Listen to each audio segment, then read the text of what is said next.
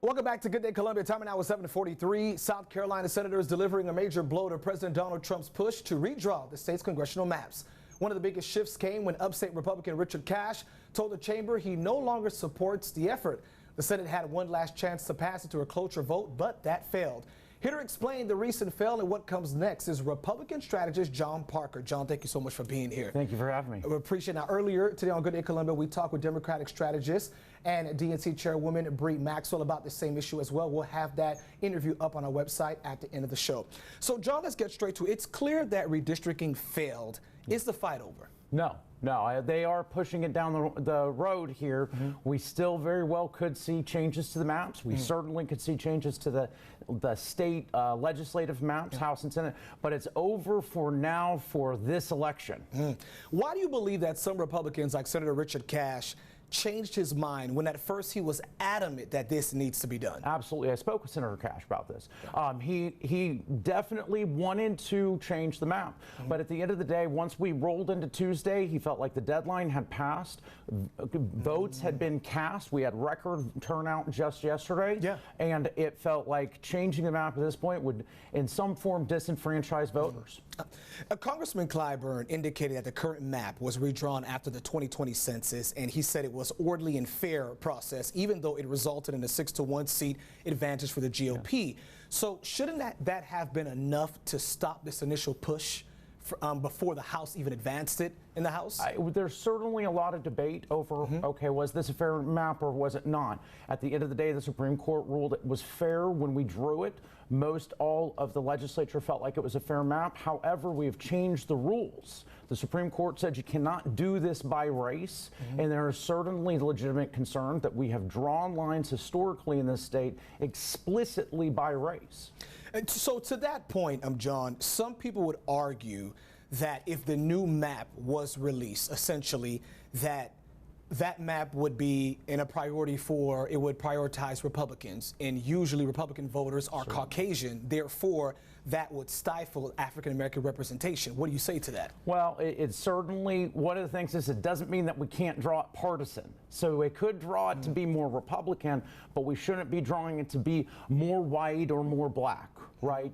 And while we should be aiming to not be weighing race as a priority thing according to the Supreme Court, you know, it remains a debate whether we should draw lines around partisanship. Governor McMaster and Lieutenant Governor Pamela Evette have been very vocal on tweets online saying that senators have to fall in line, essentially to push conservative values and President Trump's America's First agenda. Some people may look at that and say, hey, this is South Carolina. The president has no say in what we do in politics. Talk to us about that. Well, there's no doubt that when it comes to drawing lines, it determines what kind of a representation we have. We have the situation where certainly Congressman Clyburn is definitely going to remain congressman, or he may not. It's going to be 6-1, or it's going to be 7-0, right? So this is inherently a political process. It has significant impact on the nation, has significant impact on the president. So there's not really any way to take the politics out of this districting process. Speaking of impact, would there be any impact or backlash to people like senators, Shane Massey, who's been very vocal against it, or even Senator Richard Cash? Absolutely. There's no question. Every senator went in understanding that there was enormous political pressure. They have examples from around the country where Republicans broke ranks to be what is perceived as protecting Democrat seats, and as a result had significant losses in their primaries and their future elections. So let's shift gears a little bit. Yesterday, early voting, according to Associated Press, more than 50,000 people cast their ballots on the first day. On the first day. And to give perspective, the AP is reporting 125,000 for the entire early voting in 2022. We still have a week to go. That's right. And I smile because I'm always a big fan of voter participation, and we are looking at some record numbers this year. There is real excitement for the change that's going to happen at the ballot box from governor down through all constitutional offices. We are looking at a transformational election here, and the voters are paying attention and turning out.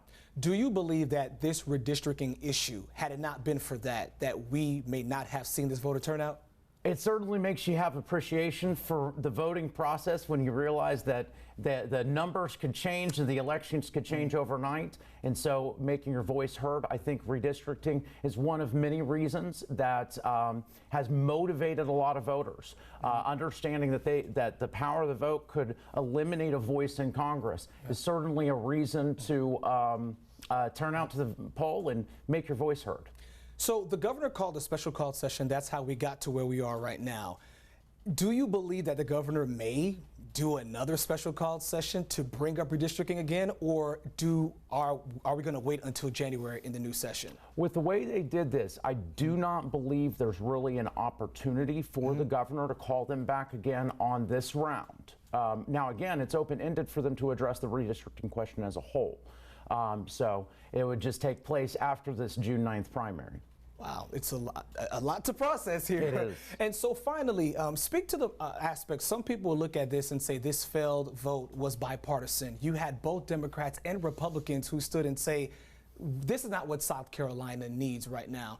Is this something we'll see more along the line, a big push for bipartisanship? There is certainly an argument. Well, it was a bipartisan vote, just as a point of fact. Yeah. There was extreme partisan pressure to vote to vote Republican for redistricting, and we obviously did not make that vote. So it took a lot of political courage to make a bipartisan vote for what those officials felt like was the best for the voters and for the state.